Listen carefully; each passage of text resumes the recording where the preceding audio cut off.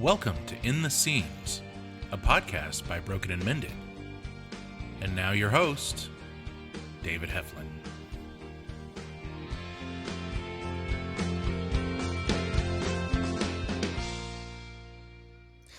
Well, hello, and I want to welcome you back to In the Seams. And I'm very excited today to have Aren and Trina with us. And I'm going to ask you guys to pronounce your last name because I don't want to mess it up. So what is it real quick, guys? It's Bahadourian. Bahadourian. Okay.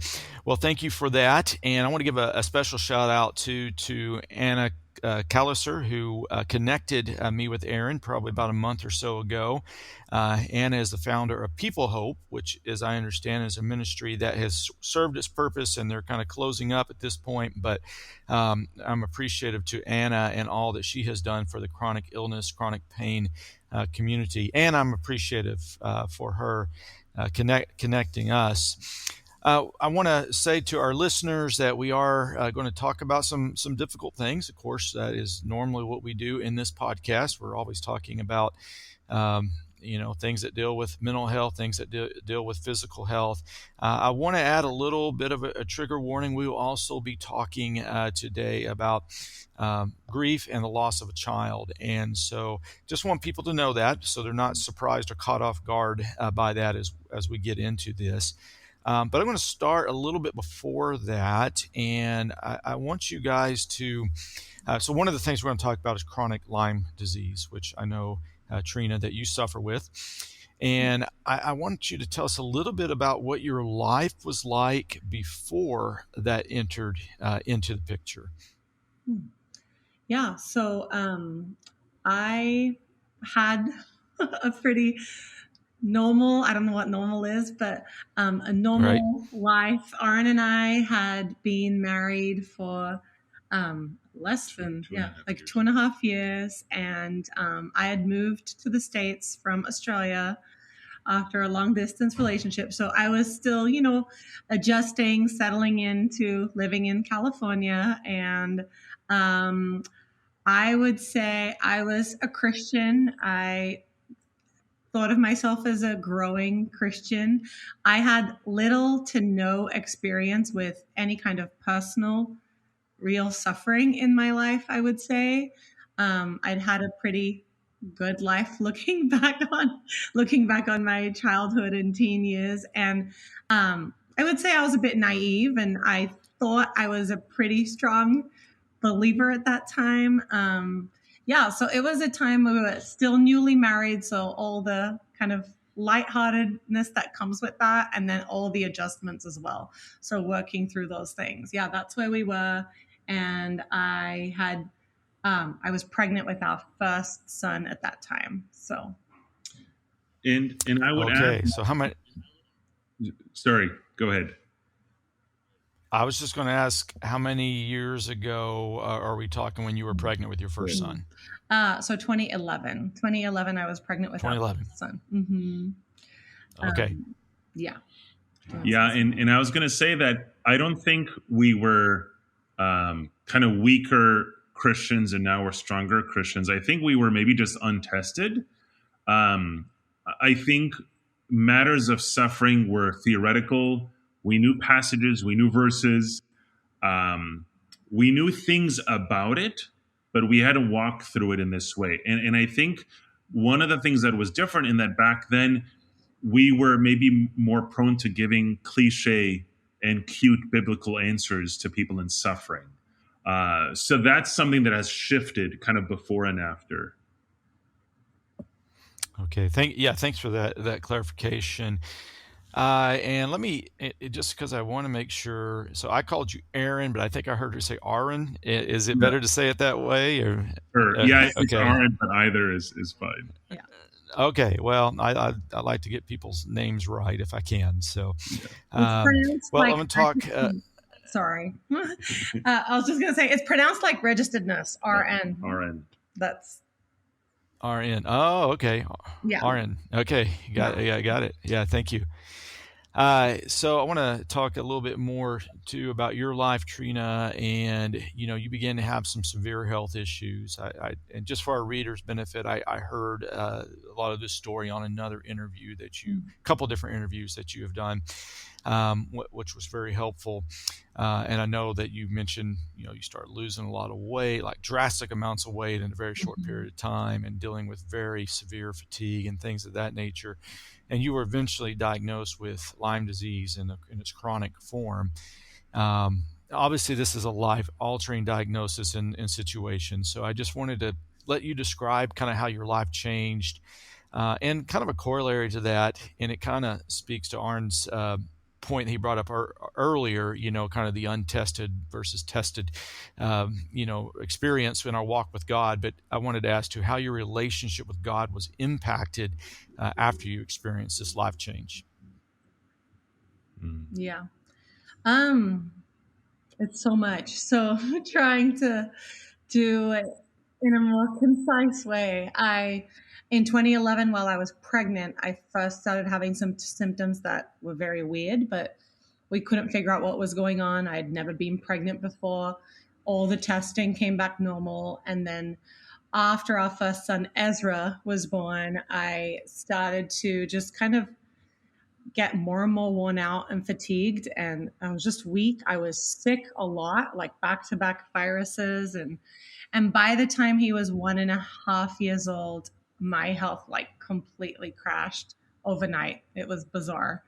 While I was leading worship at a women's retreat. And so from that day, April in 2013, I've never regained a full measure of health since that day. And so I began kind of being just unable to do normal things like I couldn't, at some point it was so bad I couldn't leave the house. I would try to walk. I was young, and even just walking 3-4 houses down the street, I would be completely out of breath, on the verge of passing out, and Aren would have to quickly get me back inside. So just bizarre. No energy, and just really frail, like a shell of myself. And so it was really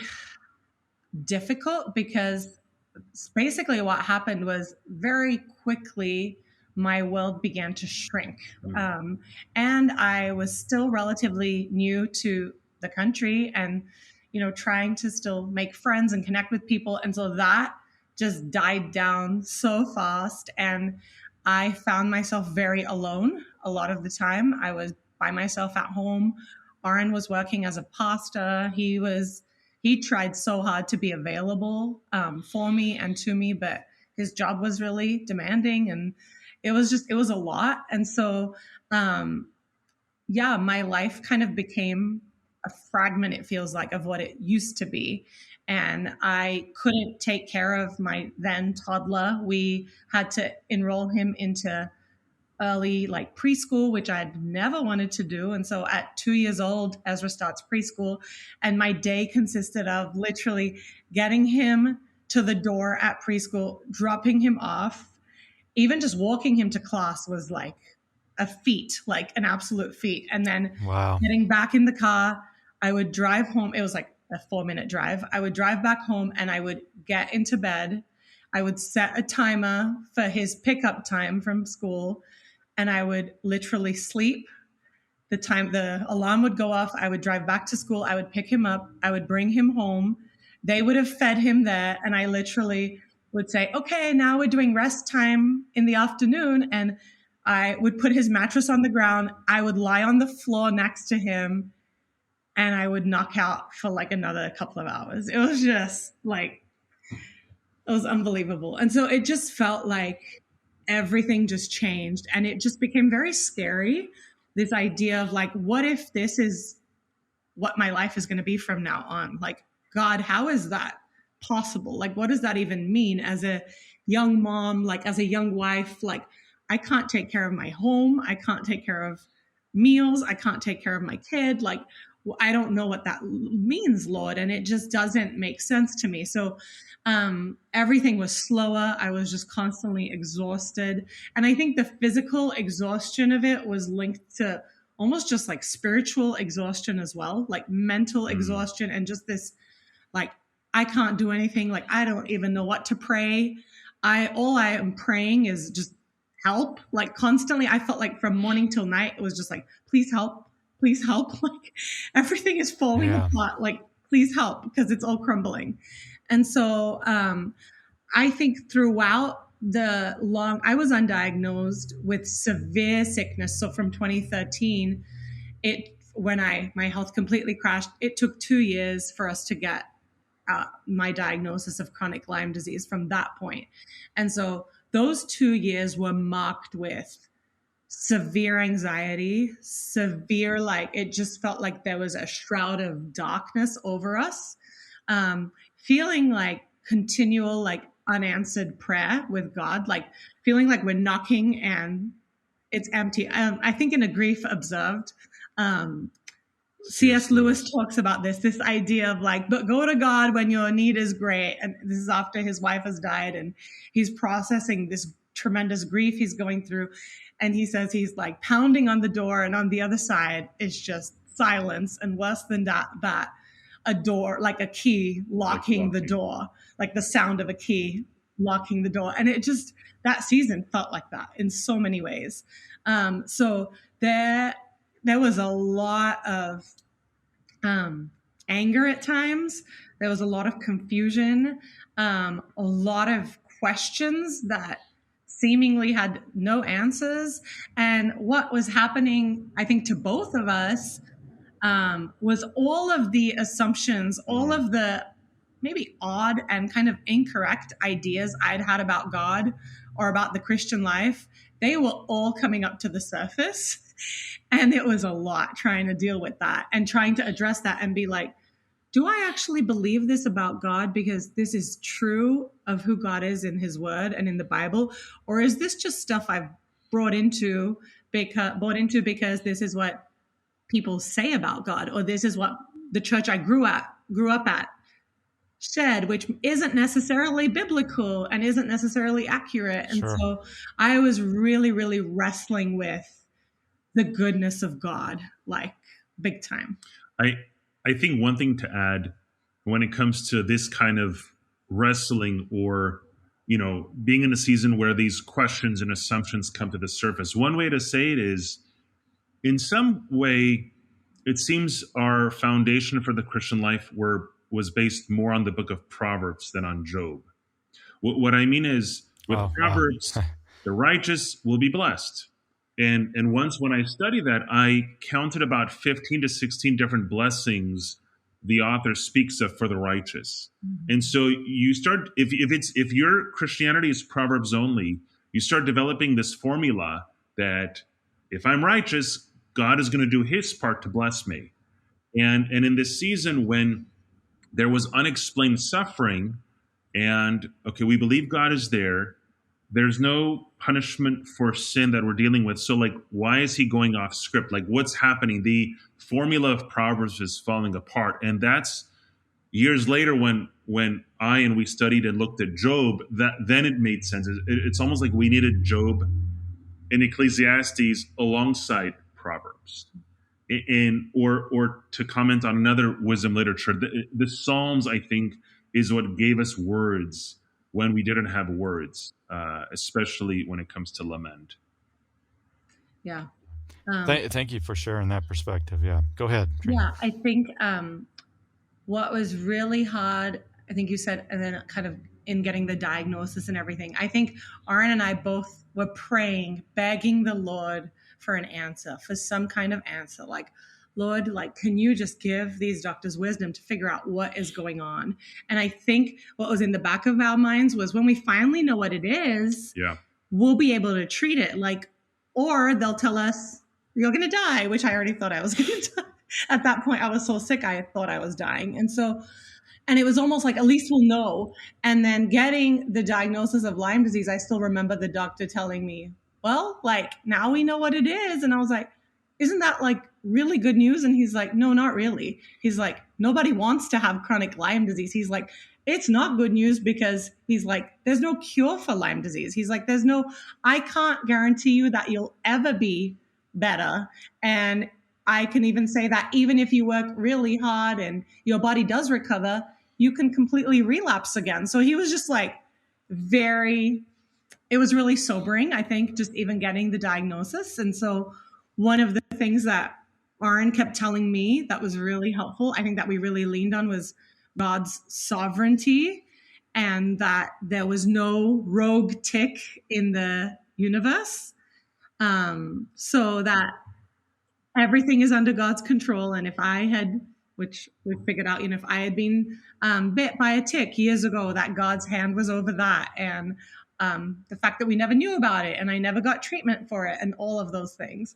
And so I think it was a very demoralizing season overall. I think that's the one word I could use to describe all those years. Even in being diagnosed and seeking treatments, every single treatment that was presented to us, we agonized over, we prayed over, we were tried to be very wise in how we were approaching everything. And we went through 7 or 8 different kinds of treatments, and all of them failed. And with all of them, we had really sought the Lord and believed that in different clear ways, he was guiding us to that next treatment. And so it was demoralizing. It was demoralizing for our faith. And another way in which I think this season, it just changed or impacted my relationship with God was it really led to me having to rethink my identity in Christ and what that really is, aside from any ways that I could be useful and of service to Christ. What it meant to actually just be Christ's, belong to Christ, and enjoy Christ, or rest in Christ, and know that I can't add to my worth in him. I can't do things to be a better or greater impactful Christian. It was because I think up until that point, and for both of us, we've grown up in church, we've grown up doing ministry, being involved in ministry, and we kept saying we have been sidelined. That is what it felt like, that God just benched us. And so it was a season of having to come to terms with, okay, we're on the benches, and this stuff that God's doing here, God's doing a deep internal surgery here on the benches.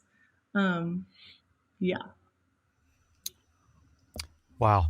I think it is, such a transition in a way of thinking when we go from the idea that measuring our worth or our value for what we can do, and to think that that's how God also evaluates us, instead of what we see when Paul talks about boasting in our weakness, so that the power of Christ may rest in us. And but to truly experience weakness and to truly experience being unable to do what we think we want to do or ought to do, or even what we think God wanted us to do.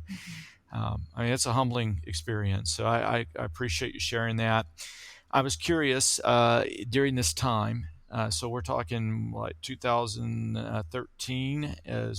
When was the diagnosis? 2015, April. It was 2015. So your health went downhill in 2013, kind of permanently, right? Mm-hmm. I mean, in the sense of where you said you never regained a full measure of your health, and in 2015 you were diagnosed. So in that 2-year window of time, and was there anybody in your life that was able to come alongside you and to say anything like, well, we went through something similar, or we kind of understand what you're going through, or did you feel totally alone in this?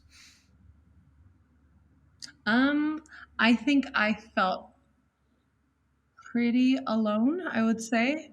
I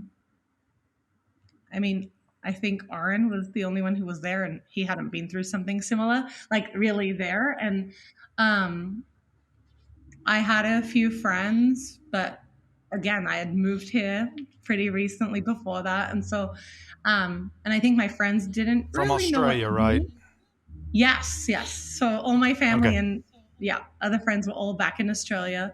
So no, I did feel really alone. I think where I kind of found some community, like a chronic illness community of faith of some kind, was more online, actually, on social media.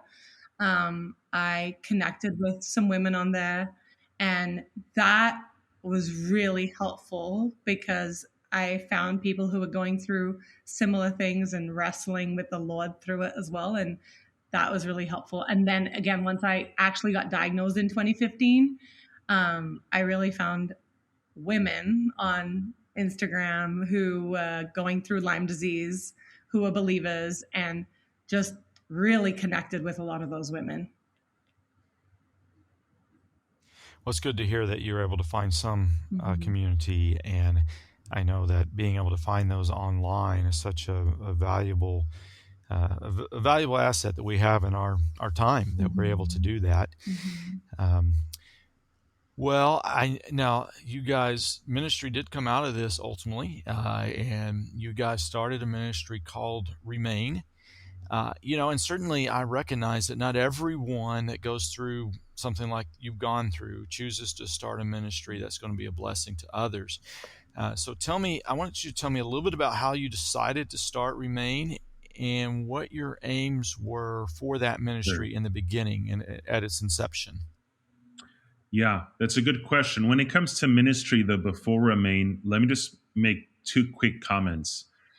The hope or the assumption of ministry leaders is that we do ministry from a place of strength, where our cup is full and we're able to pour into other people.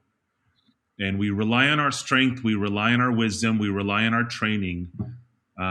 This illness caused me, under God's providence and wisdom, to operate purely out of a place of weakness. So I can clearly count the number of times I would be in church Sunday morning and I had nothing. I couldn't sing. Or I would lead, college ministry, and I would be crying during worship. And there were times they kind of huddled and prayed over us. But I operated out of a place of exhaustion, of like desperation, neediness. So that completely was a shift in my understanding of ministry. And things like Paul in 2 Corinthians, which is all about weakness, there were things that I just hadn't really considered before. But in our weakness, he is strong. The other thing I would say about ministry in a season of sickness is that I wouldn't want anyone to feel pressure that they should keep serving. There is a time of rest and there's a time of serving. There is a time to pull away for self-care, to heal, to be restored, and all of that. So I think wisdom is needed for the individual who is in such a situation and says, no, but like, I need to keep serving. But for our own story, it was in the spring of 2020. I was finishing a small group that was just helping me understand my calling and spiritual gifts. And when I was asked about what part I want to play in God's kingdom, just the word remain came to mind. And I said, I want to remain, and I want to encourage people to remain. And I just kind of left that until a few months later, it came up in conversation. And Trina had her own aha moment, and she said, what if we start something and we would do this, this, and this? And that launched us into a season of praying and seeking counsel from others, and even speaking with another, big missions organization about potentially working under them. But it kept coming up. And there was this sense of, not that we have to or we should, we're obligated, but something kind of clicked in our hearts about where God wants us to be. And I think we had shifted in such a way in our mindset, in her story of healing, that we were able to think about others and care for others. And so even before Remain became a thing, we already had all these ideas of what we can do. So we ended up launching under our church, Armenian Christian Fellowship of Orange County, in September of 21. And our desire was to come alongside people in suffering to encourage them to remain in Christ. And as we thought about our values, for example, like what are we about? What's important to us? We wrestled with that for a while, but there were 4 values that we realized were already part of our conversations at home and part of our story, part of our journals, and for years. Number 1, both and. It's not you have like doubt or you have faith, right? You lament or you rejoice. It's a both and. Number 2, but God. We believe but God is the greatest 2-word phrase in the Bible. It's a story of grace and hope. How much more? We see that phrase a few times, like in Romans.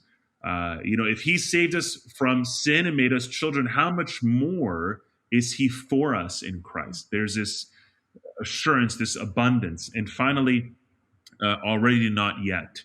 We believe that Jesus is king already. The kingdom is here already, but not yet fully and finally. And so we're living in this overlap, in this tension that we have life and hope now, but we're not there yet. The kingdom is not complete yet. And so while we have life and hope now, we still have suffering and sickness.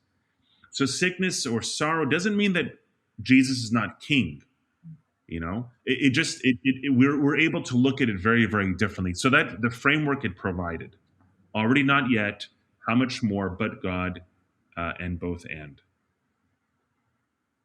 Thank you. I really appreciate that perspective. And I want to mention for our listeners that we will put the link to your ministry Remain on our in the show notes. Now, I wish that was where the story kind of ended, and I know that it's not. So I want to talk about something, of course, very difficult. But after you started Remain, not long after, as I understand it, another heartbreaking struggle entered your life, and I was wondering what you could share with us about Isaiah Orions, and if I understand correctly, call him Ori. A little bit about his story, and maybe the best way I could think to phrase a question on this was, how did you hold on to God's hand, throughout that tragedy and that story? Yeah, I think it was 7 months since we launched the ministry, and we were pretty sure we're done with our own suffering. We graduated, we completed the class, and now we can do ministry. And seasons of anxiety, fear, depression, those we know. I guess the one area that we hadn't experienced was sorrow and grief. Well, we had, but not like to that extent. Not. Right. I remember even just telling Aren when we were launching Remain that an area that we didn't really have experience was the real grief of losing someone really close to you. Yeah, I actually said that. So it just feels so bizarre. But so 7 months after we started our ministry, we found out I was pregnant with our 3rd son. We were really excited. His big brothers were thrilled. And we found out at our 12-week ultrasound appointment that things did not look okay on the ultrasound. And at that point, we didn't know if he was a girl or a boy yet. We hadn't, and they were still waiting on the genetic testing, but they said, even if it comes back clear, this baby is not okay. The doctor it was not the doctor, it was the ultrasound tech who should not have been doing that. But he kept showing us, oh, look, did you see what's wrong with his brain? Let me show you his brain again. It was just awful. And so we had this earth-shattering 30-minute ultrasound appointment with the technician, walked out, and we were just like, I don't know. I have never been more just shell-shocked in my life.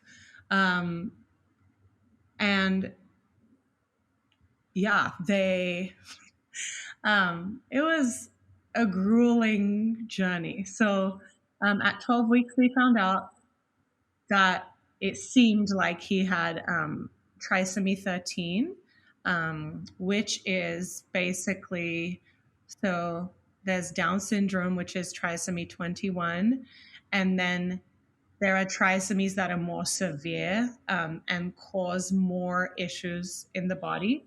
And so then it becomes trisomy 18 is the next next severe one. And then more severe than that is trisomy 13. A lot of babies with trisomy 13 are basically, in the medical world, all babies with trisomy 13 are considered incompatible with life. And parents are given just the option to terminate, basically. And Aren and I, well, Aren at the beginning of that appointment, when the doctor was like, yeah, this baby's not okay, not doctor, when the technician said everything's bad, it's awful, his heart, his brain, and Aren said, we're not talking about termination, we're not saying the word abort, like that's just not where we're going. And so he said, oh, that's fine, well, I'll have the doctor wait for the results and get back to you. And so the doctor, so it was this 2 week of like, what is happening? And then the doctor calls us at 14 weeks and tells me the results show that your baby does have trisomy 13. And as a footnote, he's like, oh, and it's a boy, by the way. And so we, I don't know. We carried Isaiah. We named him Isaiah Orion. Why? Isaiah had always been my favorite boy name. And it means God to the rescue. And in the Jesus Storybook Bible, we would always read the Jesus Storybook Bible to Ezra when he was little. And when Ezra was 2.5, one day, he stood up in the public restroom on the change table and he starts dancing. I'm really sick with Lyme disease at this point. He starts dancing on the changing room table. I'd been in a wheelchair all day at a theme park. I don't even know how, but I was literally on a wheelchair the whole day. Wow. We're in the change room and he starts dancing and singing, my brother is so silly, so silly, so silly. And I said to him, Ezra, you don't have a brother. And he said, yes, I do, Mom. And his name's Isaiah. And I said, what? And he said, yeah, wow. Mom, because Isaiah means God to the rescue. And I just like completely burst into tears. And Ezra was praying. Ezra was praying from the age of 2.5 for a baby brother. And God answered that in Kai, his brother, who was born 7.5 years, when Ezra was 7.5 years old. And who's a miracle in and of himself. And Kai's name means and God in Greek, or but God, which goes back to gotcha. that idea. So, oh wow. So Isaiah was like always on his way to us, it feels like. And so, Isaiah means God to the rescue, and Orion is related to the constellation in the sky. But the reason is because in the book of Job, it talks about Orion a couple of times. And in Job 9, verses 9 and 10, it says, the God who made the Orion and the Bear and the Pleiades, and it talks about those. And then it says, who does great things beyond searching out.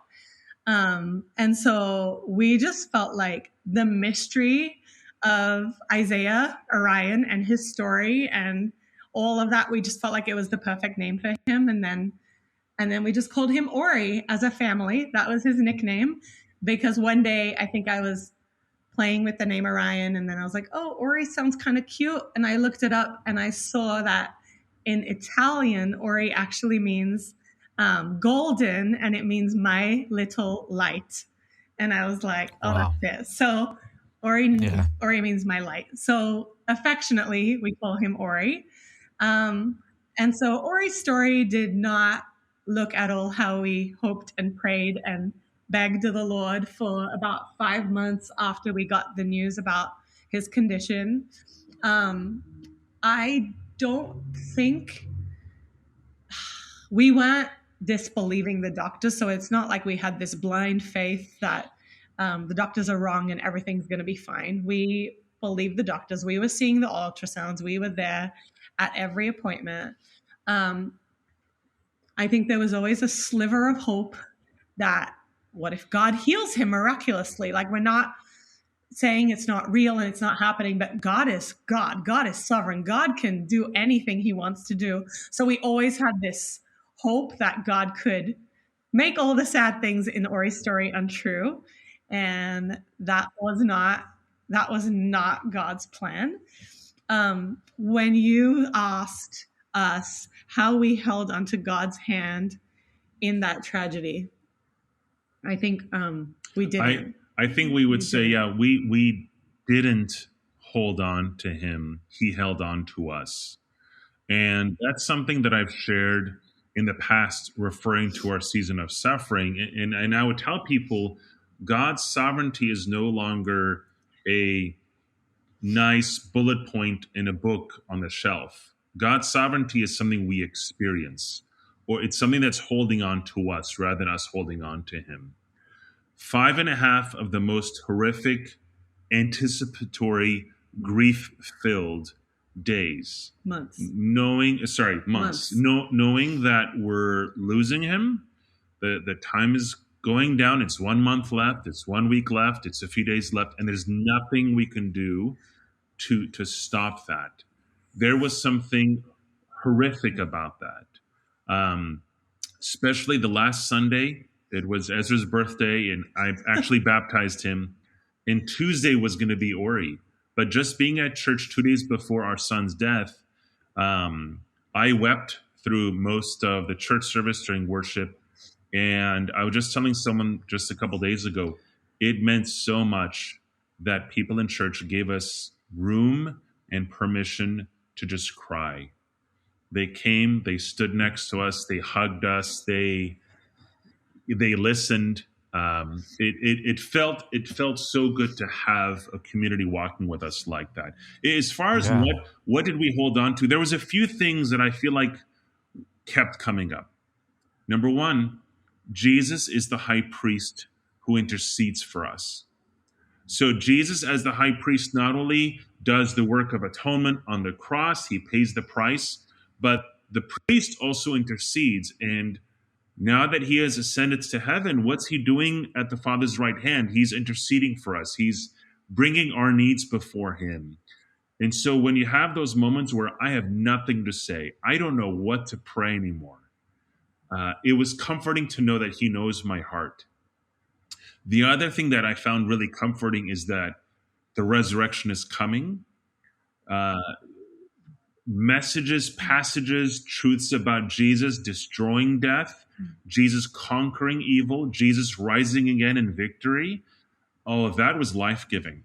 And I got so flustered that I would keep this as an Easter topic one Sunday in the spring a year. It became, honestly, resurrection became a daily issue.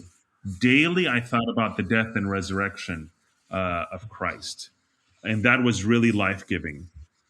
The other thing that I would say is the humanity of Jesus comforted me. I studied the story of John 11 and Lazarus, and when it says that he was moved in spirit and he wept, that wasn't like a sad Hallmark movie where he's just crying, because he was going to raise him from the dead anyway. But as I studied from several books, I looked at the Greek. Moved in spirit means he was fuming in anger. So almost to say he was angered at death. And I think that response did something for me. As it says in John 11, when Jesus saw her weeping and the Jews who had come along with her also weeping, he was deeply moved in spirit and troubled. So having Jesus be angry with us and for us and weep with us, that was something else that sustained us during that time. But it's interesting. We talked about this yesterday. we're doing a seminar tonight church. at a church in North Hollywood, and they don't know us, so we're going to share a little bit about our own story. But as we looked at our notes, we realized that there's nothing there about Ori yet. We haven't updated, but he's not a footnote.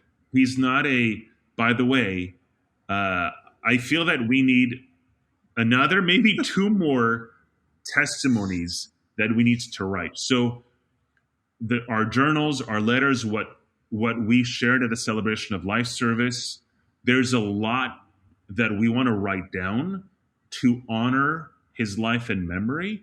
And there's a lot that we need where it's stored up in our hearts that we want to say to people who are either given a diagnosis or who are in grief over the loss of a child. So that's something for another day, definitely. Yeah. I think it will mean a lot to a lot of people. Yeah. Go ahead, Trina.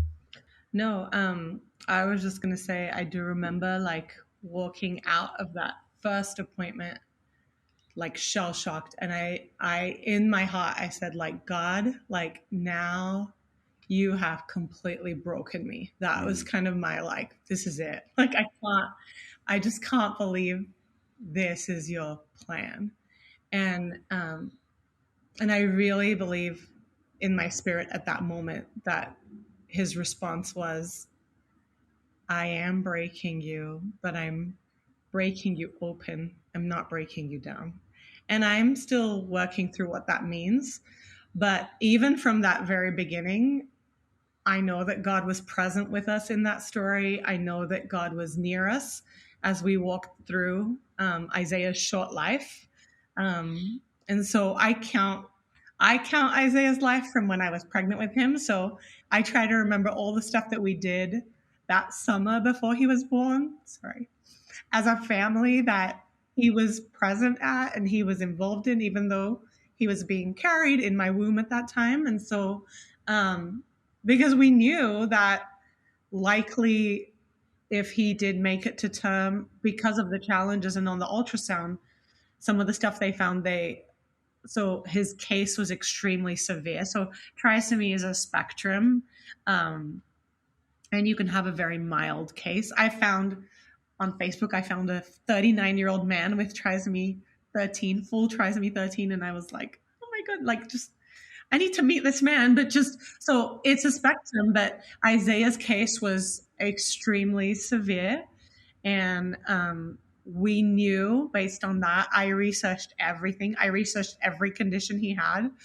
And the longest I had found a baby live with his specific condition with full intervention, was 9 hours.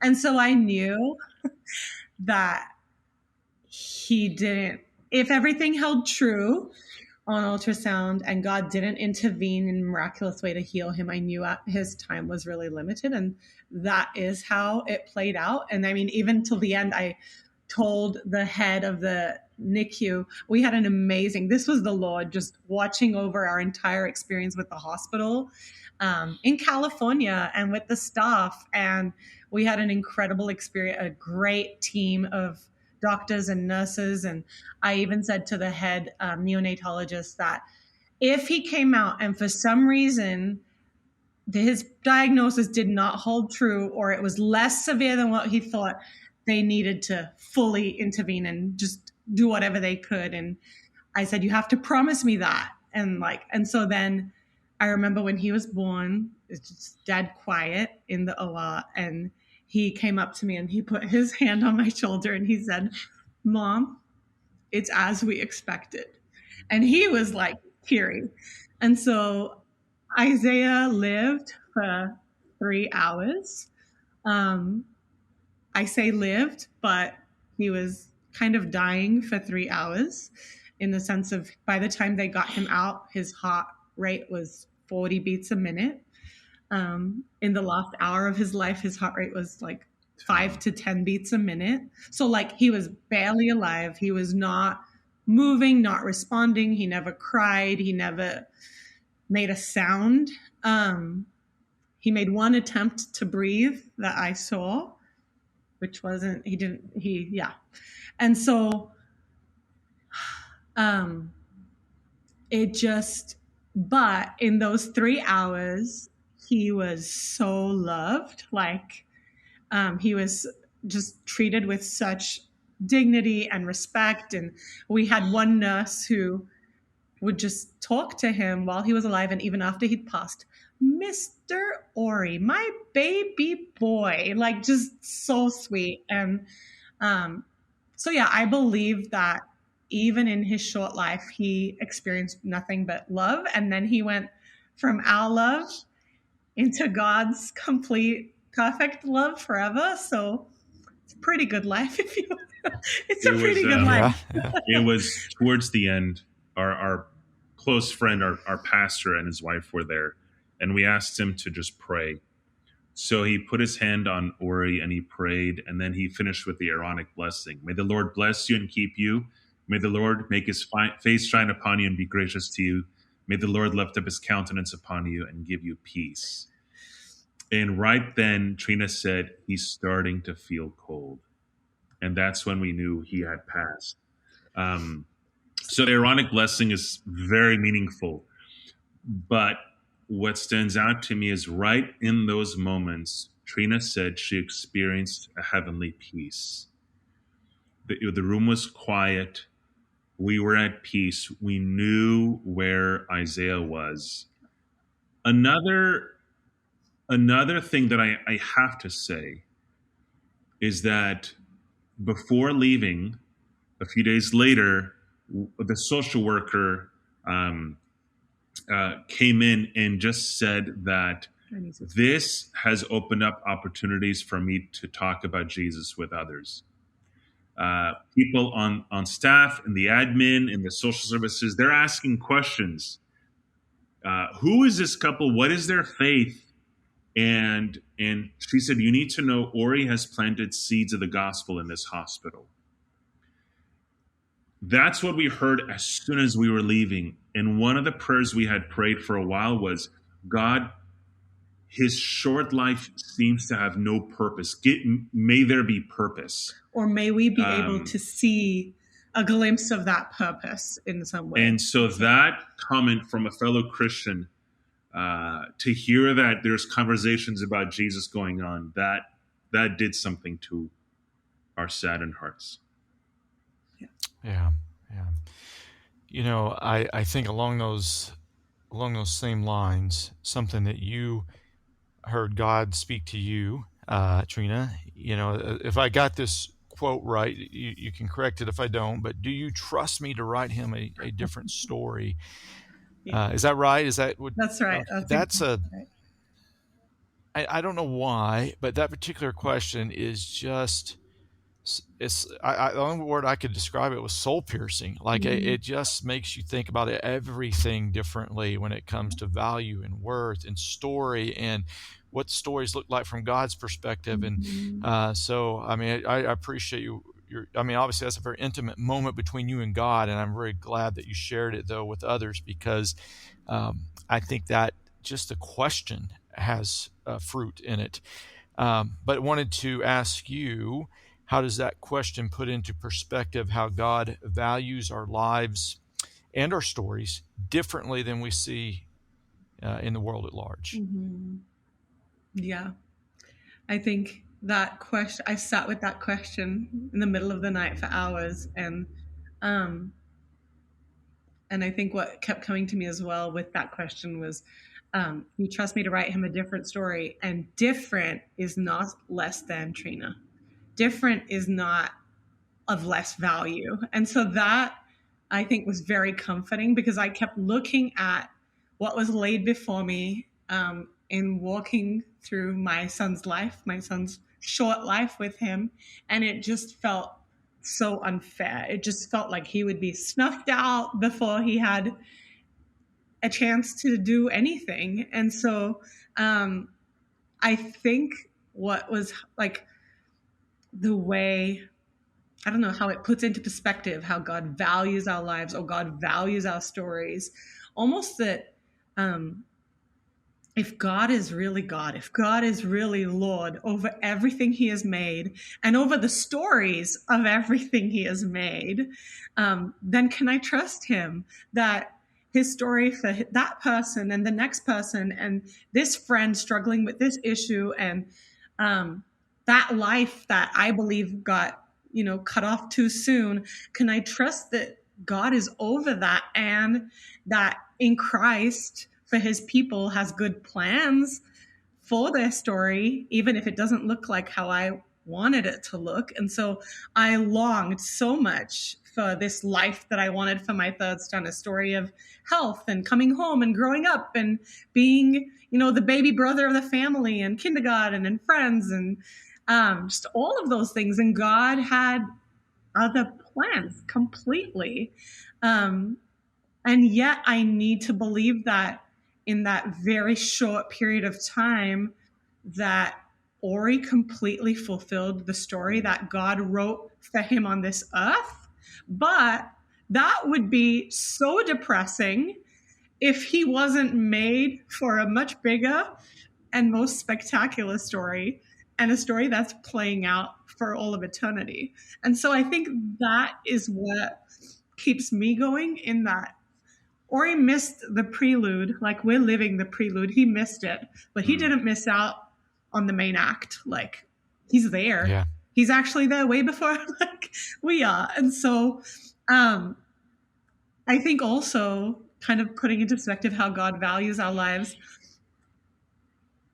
another verse comes to mind with that. So I had to have a C-section because of reasons outside of our control, and with Isaiah. And so they came in and told me they were going to wheel me into the OR. And I was just like, I cannot do this. Like, Lord, I cannot go in there and have my son be born to die. I can't. It just was so difficult. And at that exact moment, out of nowhere, seemingly nowhere, 1 Corinthians 1, 27 and 28, the entire passage, it's like someone just downloaded it to my mind at that moment. I don't remember when I'd read it last. And it says, but God chose the foolish things of this world to shame the wise. God chose the weak things of the world to shame the strong. God chose the lowly things of the world and the despised things and the things that are not, to nullify the things that are. And God just, I feel like, spoke those words over me. And I stood up and I said to Aren, I need to go and have this baby. And they came back in with the wheelchair, and I said, no, I need to walk to the OR to have this baby. And I walked to the OR, and to this day, I have never in my life felt such purpose or such honor in anything that I have ever done in my life.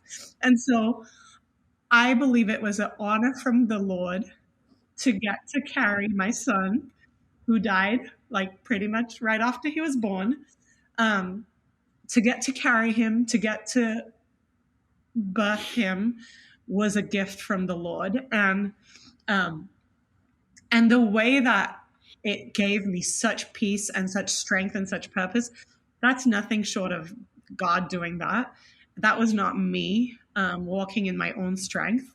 And so that verse has just stuck with me, that 1 Corinthians passage of, I don't know what God is doing, but Isaiah's life is a weak thing and a lowly thing, and to many people a despised thing. And right after I gave birth to him, shortly after, it was a thing that was not.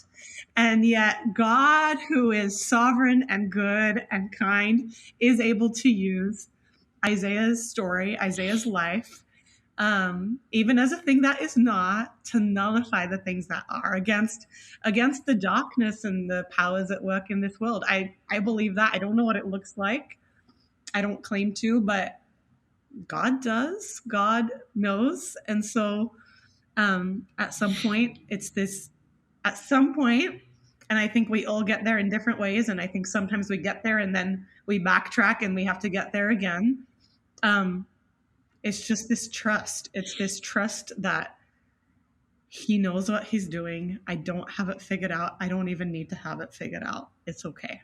Yeah. Yeah. Thank you.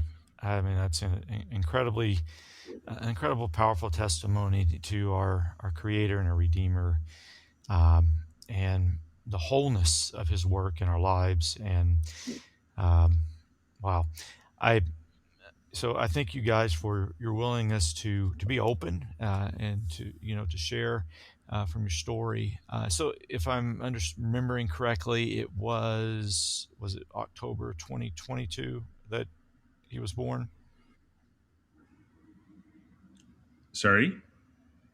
Oh, I said, was he born in October 2022? Yes, October Okay. 18, 2022. Okay. So just kind of letting people have a sense of the time, the time range really for all of this, from all going all the way back to the beginning of your Lyme disease, and then of course with Ori. We need to wrap it up here. I do want to say one thing we didn't get to talk about, but I want to at least mention it for our listeners, and I will put a link to Able Speaks in our show notes.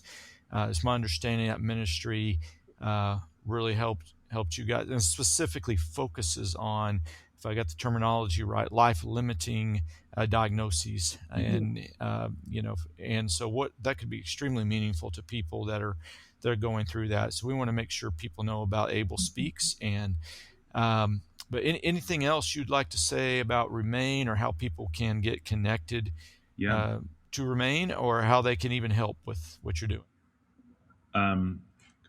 Just a real quick thing, about Able Speaks, because I don't want to not mention them. Yes, they specifically focus on prenatal life-limiting diagnosis. So anyone listening out there, or if you know someone who is walking through or has walked through a life-limiting diagnosis with a child that they've lost, reach out to them, because they're pretty phenomenal at what they do. And it's a very specific ministry, but they just offer like a mentor couple to walk with you, and they send keepsakes with your child's name on it, and they do a retreat for families who have lost a child.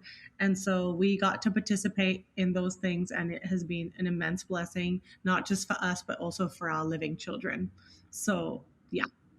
But coming back to Remain, yes. So our website is remainwithus.org. And on social media, especially Instagram, they can find us at Remain With Us.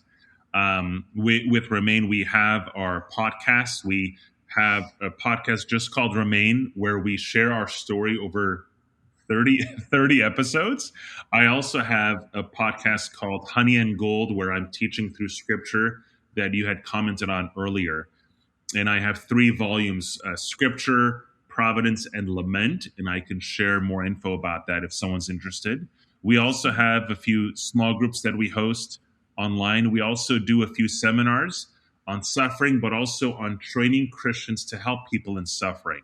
So if there's a church that would like to kind of connect and partner with us, as far as following Remain, if anyone would like to receive our newsletter to get some updates, they can send out an email, remainwithus@gmail.com.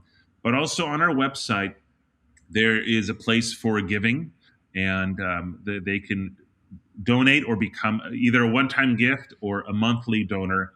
And that would be just a huge encouragement for us to do what we feel God is calling us to do in this area. So remainwithus.org, and you can click under giving. Okay. All right. Well, thank you for sharing that. We'll make sure that is all in the show notes as well, all the different links that we have talked about, including to your podcast. And I'm very encouraged by your ministry. I'm also encouraged by the fact that it offers something for people who want to do better about helping others that are going through these type of ordeals that you've gone through, because sometimes, especially like you talked about earlier, if you've not gone through that sort of thing before, and you've been untested, it can be very difficult to know what to do or what to say. And I know that's not always the point, but to to have some kind of equipping, some kind of orientation to how you can really help people. I think that is it may not be unique. There may be others that do that, but I wasn't aware of any. So I'm just really thankful that you guys are offering that, and I want people to really check it out. And so we're going to go ahead and end this particular conversation. But I want to thank everyone for listening. I'll also remind you to go to brokenandmended.org.